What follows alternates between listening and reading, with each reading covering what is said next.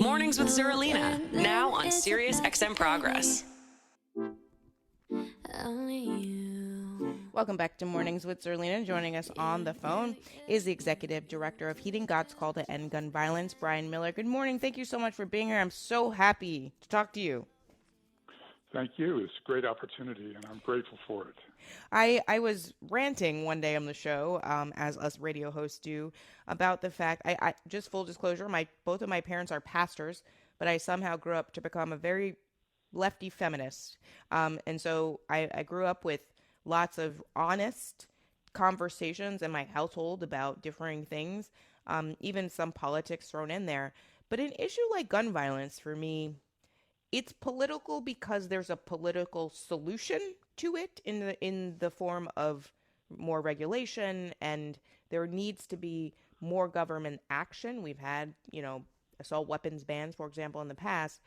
But can you talk a bit about how you came to this work as an evangelical? Like, let's take it out of the political context for a moment and talk about how you came to work in the gun violence prevention space as a Christian. Happy to. Thanks very much. Well, I had a career in international business and was doing that. And then my brother, who was an FBI agent, was shot and killed at D.C. police headquarters back in '94, along with his partner and a D.C. police sergeant. And that did a couple things to me. One, it got me interested in and committed to gun violence prevention. And two, I'm a Presbyterian. I've been been away from the church for maybe 7 or 8 years or something like that. And I had a deep need for God at that point. And so I started worshiping again. It's meant the world to me. And it fits with all my values and so on and so forth. And it gives me the comfort of faith. But that faith, in my view, is necessary in order to change the situation we have in this country, where guns are so easily accessed to anybody, whether they're sane or not sane, and so on. And that's what I hope to talk to you about briefly, which is that in my view, the missing component to the gun violence prevention movement is the faith community. I think this is such an important piece of this conversation, and that's why I'm so happy you were able to join today, because I do think that, while there are a lot of stories and things in the Bible that are violent, that are examples of violence, I feel like in terms of values and principles, nonviolence, that is a godly principle, right? Aren't we as Christians supposed to prevent violence and bad things from happening to people, particularly children? Absolutely. And not just Christian. I think this is true for all faith traditions. But as a Christian, and my reading of the Bible and the most basic sense of taking care of your neighbor and so on just works. If that is our charge from God and from Jesus, then we have to do it. And the simplest or the most basic way to do it is to save their lives from gun violence. It's such an important reminder that is a very important principle in the Bible that we probably don't talk enough about. Love your neighbor. Right. Love your neighbor, no matter who they are, even if they think about things differently than you. Love your neighbor. Such an important reminder. What are some of the reforms that you are advocating for? What are some of the things that you think politicians could be doing? Again, I said there's a political solution, which is why we frequently talk about gun violence in the context of politics, because regulations have to be passed by lawmakers. But tell us some of the things that you are talking about as you move throughout the world and advocate for gun violence prevention.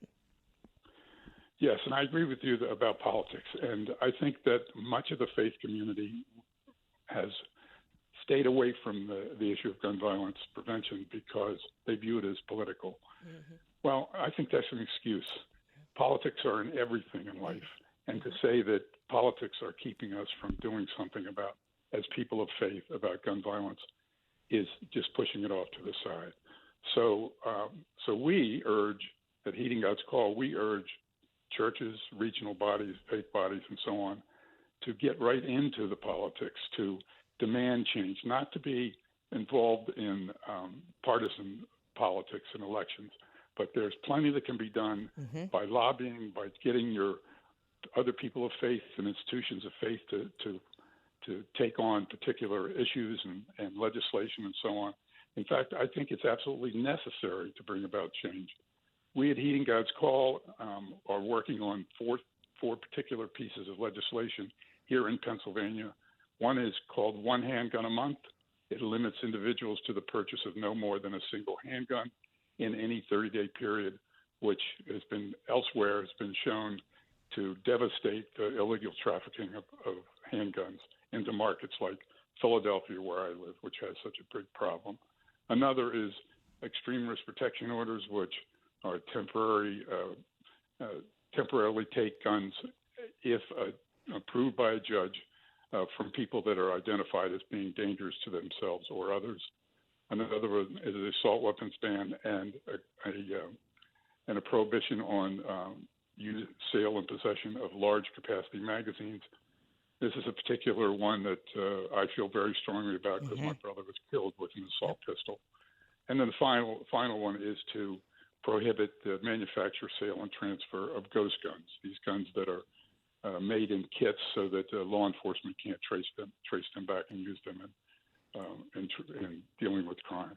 Those four items, and I'm happy to say that we partner with the Episcopal Church in the state of Pennsylvania, and they have just in the last 5 or 6 weeks come out very strongly for those four items and for a commitment to be deeply involved in gun violence. This is so important, and I'm so glad that you listed those four things off, because I think that when we're not being specific in our conversations about what reforms we're talking about, often people can say, oh, you just want to take my gun away. Well, are you somebody that is purchasing a ghost gun? Are you somebody that wants more than one handgun? I have a lot of questions as to why somebody would need more than one handgun at any given time. Are you somebody that has a protection order against you that's allegedly committed an act of domestic violence? And are you someone that feels we need assault weapons without a lot of questions asked? If you do not fall in one of these categories, you should be on the side of the street with Bryan on your way to advocate for these policies. They are very, very basic. And I'm so glad you went through them specifically. Let's talk a bit about why we don't see more conservative Christians talking about this issue. I mean, I feel frustrated every time a mass shooting happens. I mean, unfortunately, too many of these mass shootings have occurred in school, but we've had mass shootings in churches, literally, right in the middle of the church service, right after a Bible study. We've seen it in religious houses of worship before. You would think that we would get more than thoughts and prayers. And that's the piece that really frustrates me, is that you're offering me your thoughts and prayers. And honestly, I think that I'm giving my thoughts and prayers. I feel like that's the prayer, like that you're done praying. You're not actually going to go home and pray. You're done. That's all you're going to give me is your thoughts and prayers. And I feel like that is what's frustrating me when I see purported Christians just offering up thoughts and prayers and nothing else. I mean, what is your reaction to that sort of routine that we go through? Mass shooting occurs, everybody, puts out their reforms as you just did, and then many conservative Christians say, oh, I feel bad, thoughts and prayers, and they move on. Yes, it is frustrating, and I think that the so-called right-wing Christians and so on, and I say so-called about Christian, but in any case, I think they've just sort of as a knee-jerk reaction, they think it fits in with all the other conservative things that they support. So they just, without thinking, say, okay, well, I'm against gun violence prevention. And that's a shame. One of the things that's important to us in Pennsylvania where we work is to take the reforms and the wish for reforms and the effort for reforms to the legislature, where the legislature is sort of stuck in a place where they see the Christian or even the whole faith community as identical with right-wing Christians. And it's our job is as progressives and the moderates to go to the legislature and show them that, in fact, we represent a much larger cohort than that's been ignored, so that we begin to change the way that people think in the legislature. I did a call out to moderates last week because on an issue like gun violence, there's nothing moderate about not advocating for change, right? And I feel like often we frame moderate as, I'm going to just stand still. I'm not going to advocate for anything. We're just going to be moderate about it. I think that that's actually very misleading and a misunderstanding of what it means to be politically moderate. You have certain policy positions that you support that put you in the middle, quote unquote, of the spectrum. But moderate does not mean that you are inactive. Moderate does not mean that you are standing still and that the status quo is just fine. We'll just stand still and not do anything when there are children being shot in their classrooms repeatedly when that's not happening elsewhere. It's not happening in Europe. Yeah, and in fact, as a matter of fact, the way that we are set up and the activities and messaging and so on and so forth that we do at Heeding God's Call are really aimed at the so-called moderate part of the population. People in the churches and the synagogues and the mosques that see that there's a problem with gun violence, don't know what to do about it, but they just stay silent. So what we intend to do is using positive messaging, positive activities, inspiring stuff, that to bring those people out from the church and involved in gun violence prevention as activists and so on. And we've had a lot of success in many parts of Pennsylvania. We're hoping that we're going to do such a great job over the next few years that it'll be a model that can be taken on by anywhere in the United States. What's the response been from Christian communities? I mean, I have to say, like, as somebody, as I said, both of my parents are pastors, so I know what is in the Bible, like in a way that maybe other people don't, because I went to I was one of those kids who I went to church on Monday, Tuesday, Wednesday, Thursday, every day of the week. I had 3 services on Sunday. So, youth group, choir practice, all the things. My dad was the head usher. Like, I'm full in church all the time. I didn't read anything in the Bible about an AR-15. I do not understand how, more Christians don't realize that there's nothing that says anywhere that God would be against you advocating for at least more regulation or a ban on assault weapons. Yep, I think you're right. And actually what we found is that because of the way that we sort of pitch things in a positive and hopefully inspirational way, that many of those folks who have been quiet and sitting on their hands join in with us and are helping us advance our agenda. But they don't want to be part of the he said between the gun lobby and the large gun violence prevention groups. So we offer a bit of an alternative to people of faith and institutions of faith. And we've had a lot of success in bringing them into the gun violence prevention movement, which is, in my opinion, the only way we're going to bring about a major change in this country.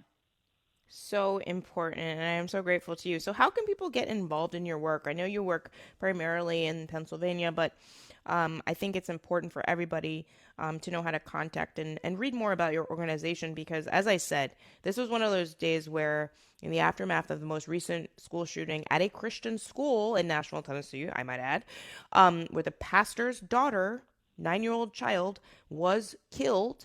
It was if not at a Christian school, when would be the moment where more conservative Christians, or Christians broadly, would stand up and say, this is my issue. This is the issue that I'm going to get involved. How can they do that?